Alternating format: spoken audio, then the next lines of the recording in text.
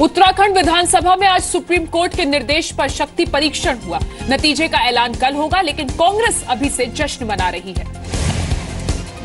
सुबह 11 बजे से 2 घंटे के लिए उत्तराखंड में राष्ट्रपति शासन हटाकर शक्ति परीक्षण करवाया गया। वोटिंग के कुछ ही देर बाद साफ हो गया कि बहुमत के टेस्ट में हरीश रावत पास रहे।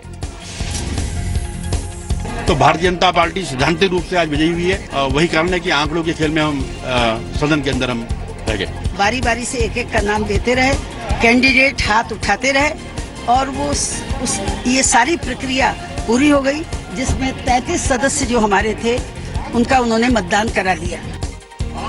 शक्ति परीक्षण के नतीजों से खुश कांग्रेस समर्थक देहरादून में पार्टी दफ्तर के बाहर जश्न मनाने के लिए जमा हुए।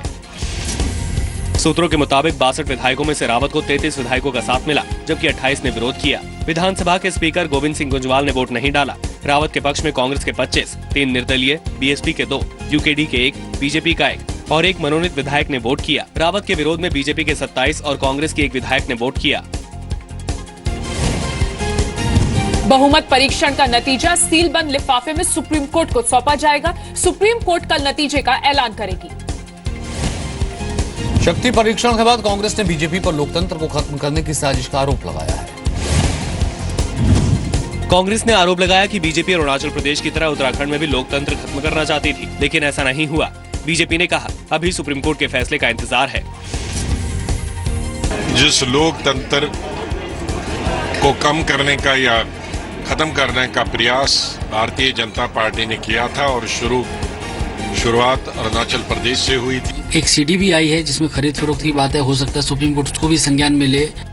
सुबह सोमेश्वर से कांग्रेस विधायक रेखा आर्या बीजेपी के प्रदेश अध्यक्ष अजय भट्ट के साथ विधानसभा पहुंची। इसके बाद बीजेपी के खेमे में जीत की उम्मीद बढ़ गई, लेकिन कुछ ही देर बाद बीएसपी अध्यक्ष मायावती ने बीजेपी की उम्मीदों पर पानी फेरते हुए कांग्रेस के समर्थन का ऐलान कर दिया। हमारे दोनों विधायक उधर असेंबली में पहुंच चुके हैं और हमारी पार्टी जो है देश में खास तौर से सांप्रदायिक ताकतों को कमजोर करने के लिए कांग्रेस पार्टी के समर्थन में ही वोट देंगे। उत्तराखंड में राजनीतिक संकट की शुरुआत 18 मार्च को हुई। कांग्रेस के 9 विधायकों ने बगावत की।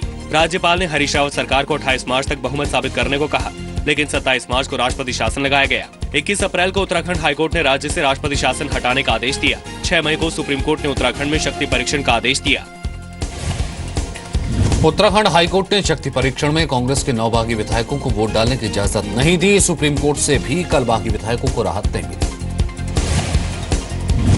एयर इंडिया में रिश्वत कांड के जी न्यूज के खुलासे के बाद सरकार ने जांच का आदेश दिया है। नागरिक उड्डयन मंत्रालय के सचिव हाई लेवल जांच कमेटी की अध्यक्षता करेंगे।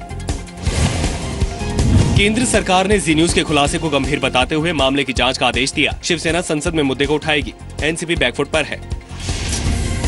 को हमने सेक्रेटरी सिविल एविएशन को लिखकर एक कमेटी बनाकर इसकी जांच कराने के आदेश दे दिए हैं। तो ये बात अगर ये बात है तो बात गंभीर है और उसके लिए एक जांच होनी चाहिए। तो इसलिए प्रफुल्ल पटेल के बारे में ये कहना बिल्कुल आधारहीन है। उन्होंने सब काम पूरी निष्पक्षता के साथ, स्पष्टता के साथ किया है। कनाडा की अदालत के फैसले से तत्कालीन यूपी 1 सरकार में एक और रिश्वत कांड का पर्दाफाश हुआ है। फैसले में तत्कालीन नागरिक उड्डयन मंत्री प्रफुल्ल पटेल को $40 लाख रिश्वत देने के प्रस्ताव का जिक्र है।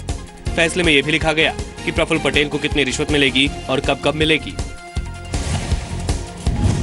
हालांकि प्रफुल्ल पटेल ने अपनी सफाई में आरोपों को निराधार बताया है और कहा है कि डील कभी हुई ही नहीं थी। अब आपको जी न्यूज के उस खुलासे के बारे में बताते हैं जिसके सामने आते ही पूरे देश में हलचल मची है। एयर इंडिया रिश्वत कांड ऑगस्टा वेस्टलैंड रिश्वत कांड से मिलता जुलता है। जिस तरह इटली की अदालत के फैसले के बाद ऑगस्टा डील सुर्खियों में आई, उसी तरह कनाडा के कोर्ट के फैसले से एयर इंडिया के ठेके में रिश्वत का पता चला। ऑन्टारियो की सुपीरियर कोर्ट ऑफ जस्टिस ने अप्रैल 2014 के फैसले में नाजिर कारीगर नाम के एक एनआरआई को रिश्वत देने का दोषी पाया है और उसे 3 साल की सजा सुनाई गई। नाजिर कारीगर के अनुरोध पर क्रिप्टोमेट्रिक्स ने भारत में क्रिप्टोमेट्रिक्स इंडिया के नाम से एक अलग कंपनी बनाई और नाजिर कारीगर को उसका एग्जीक्यूटिव डायरेक्टर बना दिया। इस कंपनी को बनाने का मकसद था एयर इंडिया के अधिकारियों को रिश्वत देना और ये रिश्वत शेयर्स के रूप में दी जानी थी। एयर इंडिया के घोटाले वाले टेंडर में जिसने रिश्वत दी उसका पता चल गया, लेकिन भारत में रिश्वत लेने वालों का अब तक पता नहीं चल पाया है। बायोमेट्रिक फेशियल रिकॉग्निशन डिवाइस के लिए फरवरी 2006 में एयर इंडिया ने टेंडर जारी किया। कनाडा की कंपनी क्रिप्टोमेट्रिक्स सहित 20 कंपनियों ने ठेके के लिए बोली लगाई। ठेका हासिल करने के लिए क्रिप्टो मैट्रिक्स ने नाजिर कारीगर के जरिए एयर इंडिया के अफसरों को रिश्वत दी। प्रफुल्ल पटेल खुद को पाक साफ बता रहे हैं, लेकिन उन्होंने इस मामले की जांच तक नहीं करवाई। बिहार के गया में छात्र आदित्य की हत्या के केस में स्पीड ट्रायल होगा। 3 हफ्ते में छानबीन पूरी करके 1 महीने में चार्जशीट दाखिल होगी। बीती रात रॉकी को बोधगया के पास उनके पिता की एक फैक्ट्री से गिरफ्तार किया गया। उसके पास एक पिस्टल और 19 कारतूस बरामद हुए। पुलिस का दावा है कि रॉकी ने जुर्म कबूल कर लिया है। रॉकी ने दावा किया कि वो वारदात के दिन दिल्ली में था। जी अभी तक जो पूछताछ हुई है उसमें ये उसको स्वीकार कर रहे हैं। गोली मारी ही नहीं है, गोली मारी ही नहीं है। आदित्य की मौत के बाद उनके पिता अभी तक सदमे में हैं। बेटे के कातिल के लिए उन्होंने फांसी की मांग की। खाली गुंडा लोग का बच्चा रहेगा, खाली गुंडा लोग का बच्चा रहेगा, बाकी कोई बिहार का बच्चा नहीं रहेगा। शनिवार रात व्यवसायी के बेटे आदित्य सचदेवा की गोली मारकर हत्या की गई थी। आरोप है कि जेडीयू विधायक मनोरमा देवी के बेटे रॉकी ने कार को ओवरटेक करने की वजह से आदित्य की हत्या की। वारदात के वक्त आदित्य दोस्तों के साथ बर्थडे पार्टी में शामिल होकर लौट रहे थे। आदित्य की हत्या के बाद रॉकी के बाहुबली पिता बिंदी यादव और मनोरमा देवी के बॉडीगार्ड को गिरफ्तार किया गया था। पुलिस ने गया में विधायक मनोरमा देवी के घर पर छापेमारी के दौरान शराब की बोतल बरामद की है। इस मामले में भी बिंदी यादव और रॉकी यादव के खिलाफ केस दर्ज होगा। गुजरात और राजस्थान में स्कूल की किताबों में बदलाव का मुद्दा आज संसद में उठा। कांग्रेस ने बीजेपी पर इतिहास से छेड़छाड़ का आरोप लगाया। राज्यसभा में कांग्रेस सांसद राजीव शुक्ला ने कहा, बीजेपी स्कूल की किताबों से पुराने महापुरुषों का इतिहास हटाने की कोशिश में है। सरकार ने आरोपों को सिरे से खारिज कर दिया। आजकल कुछ इस तरह का अटेम्प्ट चल रहा है कि स्वतंत्रता संग्राम का इतिहास हो, जो हमारे पुराने महापुरुष हैं उनका इतिहास हो, उसको कैसे जो है मिटाया जाए, उसको कैसे हटाया जाए। राजीव शुक्ला जी और माननीय सदस्यों को ये बात आश्वस्त करना चाहता हूँ कि न किसी महापुरुष का नाम हटाया जा रहा है, न किसी महापुरुष का नाम छुपाया जा रहा है। जेएसएस टीबीआई ने Gujarat state school text book board 9वीं और 11वीं की हिंदी की किताब में कुछ बदलाव कर रही है, जिस पर विवाद हो गया है। किताब में मनुष्य तू बड़ा महान है गीत को शामिल किया जाएगा। ये गीत आरएसएस की शाखाओं में गाया जाता है। किताब में पूर्व पीएम अटल बिहारी वाजपेयी की कविता कदम मिलाकर चलना होगा को शामिल किया जाएगा। पाठ्यक्रम में पूर्व प्रधानमंत्री जवाहरलाल नेहरू की आत्मकथा के एक चैप्टर को भी शामिल किया जाएगा। चैप्टर में नेहरू रोहतक के किसानों को भारत माता की जय के बारे में बता रहे हैं। हाल ही में राजस्थान बोर्ड की किताबों में भी जवाहरलाल नेहरू से संबंधित कुछ हिस्सों को कम किया गया है। हरियाणा के मुख्यमंत्री मनोहर लाल खट्टर ने दिल्ली के अकबर रोड का नाम बदलने की मांग की है। अब इस पर विवाद शुरू हो गया है। कुछ दिन पहले गुड़गांव का नाम बदलकर गुरुग्राम रखने वाले मनोहर लाल ने सोमवार को महाराणा प्रताप के जन्मदिन पर ट्वीट किया। केंद्रीय विदेश राज्य मंत्री वीके सिंह से मांग की है कि दिल्ली में अकबर रोड का नाम महाराणा प्रताप के नाम से रखवाने के लिए प्रयास करें। जहाँ तक नाम बदलने की बात है, नाम बदलने से हिस्ट्री तो नहीं बदलेगी। दूसरे रोड का नाम रख दीजिए, लेकिन इस तरह से ये इतिहास को बदलना चाहते हैं। जरूर होना चाहिए। महाराणा प्रताप घास की रोटी खा के मरे कि ये देश की स्वामित्व के लिए और देश की प्रभुसत्ता के लिए, और अकबर तो बिल्कुल यानी जो बाहर से आए हुए लोग सब जो करते थे उन्होंने सारे कुकर्म किए। अकबर रोड सेंट्रल दिल्ली की एक प्रमुख सड़क है। दिल्ली में इंडिया गेट से लेकर 3 मूर्ति के गोल चक्कर तक अकबर रोड है। अकबर रोड पर ही कांग्रेस का हेडक्वार्टर है। कई वीआईपी बंगले भी हैं। पिछले साल औरंगजेब रोड का नाम बदलकर पूर्व राष्ट्रपति एपीजे अब्दुल कलाम के नाम पर रखा गया था।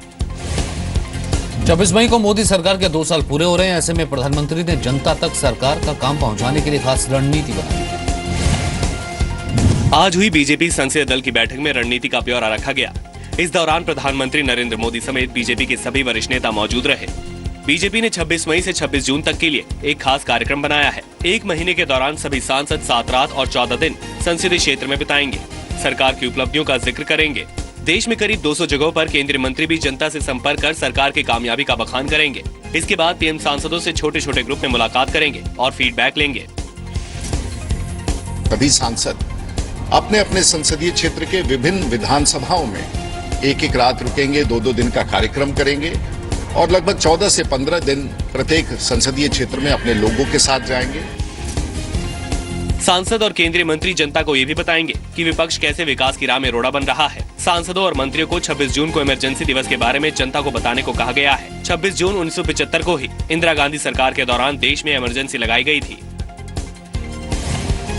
सूत्रों के मुताबिक संसदीय कार्य मंत्री वेंकैया नायडू ने सभी सांसदों को पार्लियामेंट की स्टैंडिंग कमेटी की मीटिंग में जाने की सलाह दी है। मीटिंग में न जाने वाले सांसदों को पार्टी की ओर से नोटिस भेजा जाएगा।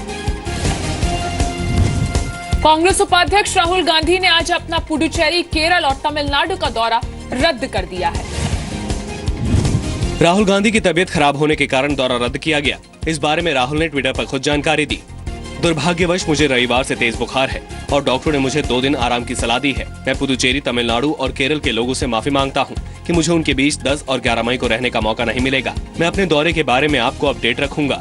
राहुल की यात्रा रद्द होने पर सवाल भी उठ रहे हैं, क्योंकि पुडुचेरी दौरे में उन्हें जान से मारने की धमकी दी गई थी। 5 मई को कांग्रेस महासचिव और पुडुचेरी कांग्रेस के नेता नारायण सामी को धमकी की चिट्ठी मिली थी। तमिल भाषा में लिखी चिट्ठी में पुडुचेरी के कराईकल में चुनावी रैली के दौरान राहुल को धमाके से उड़ाने का दावा किया गया था। धमकी की चिट्ठी में कांग्रेस को पुडुचेरी में उद्योग बंद होने के लिए जिम्मेदार ठहराया गया था। धमकी के बाद सोमवार को कांग्रेस के बड़े नेताओं ने गृह मंत्री राजनाथ सिंह से मुलाकात की थी। राहुल गांधी को देश में सबसे सुरक्षित माने जाने वाली एसपीजी सुरक्षा मिली हुई है। श्रीनगर में आज दिव्यांगों के प्रदर्शन के दौरान पुलिस का बेरहम चेहरा दिखा। कश्मीर के अलग अलग हिस्सों से दिव्यांग श्रीनगर के लाल चौक पर जमा हुए, सरकार के विरोध में नारेबाजी की। सचिवालय का घेराव करने जा रहे कई दिव्यांगों को पुलिस ने जबरन रास्ते से हटाया। कई लोगों को हिरासत में भी लिया गया। दिव्यांगों ने महबूबा सरकार पर अनदेखी का आरोप लगाया। हम प्रोटेस्ट आज इसलिए कर रहे हैं क्योंकि हम पिछले 16 सालों से जिस्मानी तो नाकिस लोगों के लिए जुद्दत कर रहे हैं, मगर आज तक साबिक़ हुकूमत की तरह ही मौजूदा हुकूमत ने भी हमारे साथ सोतेले का सलूक किया है। राज्य में अलग आरक्षण की मांग को लेकर दिव्यांगों ने प्रदर्शन किया। दिव्यांगों के मुताबिक पिछले 16 वर्षों से वो आरक्षण की मांग कर रहे हैं, लेकिन सरकार नहीं सुन रही। दिव्यांगों ने प्रदर्शन के दौरान बेरोजगारी का भी मुद्दा उठाया। समाज कल्याण विभाग की ओर से मिल रहे फंड को भी बढ़ाने की मांग की। 2011 की जनगणना के मुताबिक पूरे जम्मू कश्मीर में करीब 3,60,000 दिव्यांग हैं। मुंबई पुलिस ने सेक्स रैकेट का भंडाफोड़ कर 2 मॉडल्स को एजेंट के चंगुल से आजाद कराया। मुंबई पुलिस की समाज सेवा शाखा के अधिकारी को खबर मिली थी कि गोरेगांव में देह व्यापार के लिए कुछ मॉडल्स को लाया जाना है। इस जानकारी के बाद अधिकारियों ने जाल बिछाया और देर रात ओबरॉय मॉल के नीचे एक कार से 2 मॉडल्स को एजेंट के चंगुल से छुड़ा लिया। ये मॉडल्स ग्राहकों के इंतजार में थी। पुलिस ने एक एजेंट को भी गिरफ्तार कर लिया, जबकि एक एजेंट भागने में सफल रहा। समाज सेवा शाखा के सूत्रों के मुताबिक दोनों मॉडल कोलकाता की रहने वाली हैं। दोनों लड़कियां मॉडलिंग के लिए कोलकाता से मुंबई आई थी। कुछ खास काम न मिलने पर मॉडल्स देह व्यापार में शामिल हो गई। पुलिस ने इमोरल ट्रैफिक प्रिवेंशन एक्ट और देह व्यापार की विभिन्न धाराओं के तहत केस दर्ज किया है और जांच कर रही है। जर्मनी के म्यूनिक में रेलवे स्टेशन पर आज एक शख्स ने मजहबी नारे लगाते हुए कुछ लोगों पर चाकू से हमला कर दिया। एक शख्स की मौत हो गई। वारदात म्यूनिक के ग्राफिंग रेलवे स्टेशन पर स्थानीय समय के मुताबिक सुबह 11 बजे हुई। एक शख्स ने मजहबी नारे लगाते हुए कुछ लोगों पर चाकू से हमला कर दिया। इस हमले में 50 साल के एक व्यक्ति की जान चली गई, जबकि 3 लोग गंभीर रूप से घायल हो गए। पुलिस ने हमलावर को गिरफ्तार कर लिया। वारदात के बाद पुलिस ने ग्राफिंग स्टेशन को सील कर दिया। खबरों के मुताबिक गिरफ्तार किया गया हमलावर 27 साल का है और जर्मन नागरिक है। हमलावर का पुलिस में फिलहाल कोई आपराधिक रिकॉर्ड नहीं मिला है। खबरों के मुताबिक हमलावर ने कबूल कर लिया कि वो आतंकी संगठन ISIS का समर्थक है। और फिलहाल फास्ट एंड फैक्ट्स में इतना ही।